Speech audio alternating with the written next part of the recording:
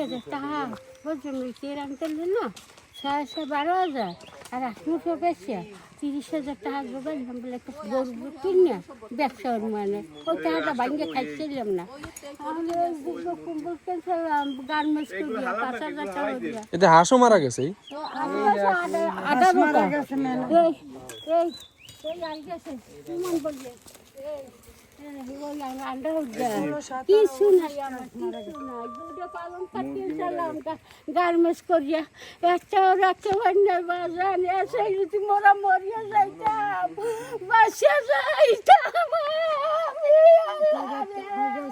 থাক কান্না করে না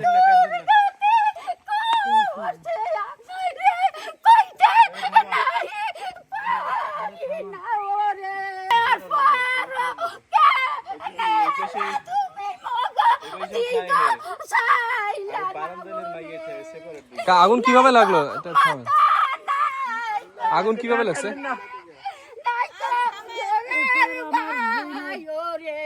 মারা গেছে তারপরে মোরা রোজা করলে আর গেছি তাড়াতাড়ি রাঁধতে কেবল উড়ানে খারাইছি তার মধ্যে শুনি ধাও ধাও করে লড়ছে ওদের কিন্তু আগুনটা কি দিয়ে লাগলো মূলত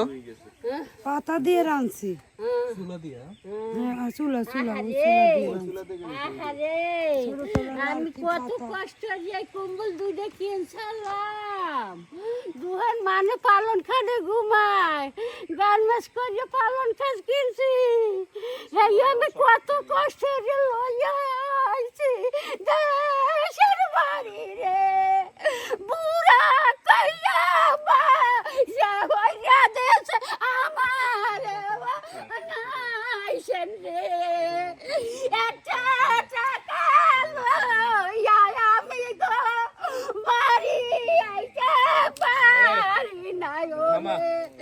যে এই ডিম কি ওখানে ছিল না এই রাজা মানে ঘর দিয়ে বেরোতে পারে না আটকা ছিল এইখানে না আল্লাহ রাজা 17টা পানি যেতে করলাম না মই পাগল হয়ে গেছে জান না মুই তো কান্দি না মোটেও কান্দি না কাই লোক কান্দি না তো মুই তো আসি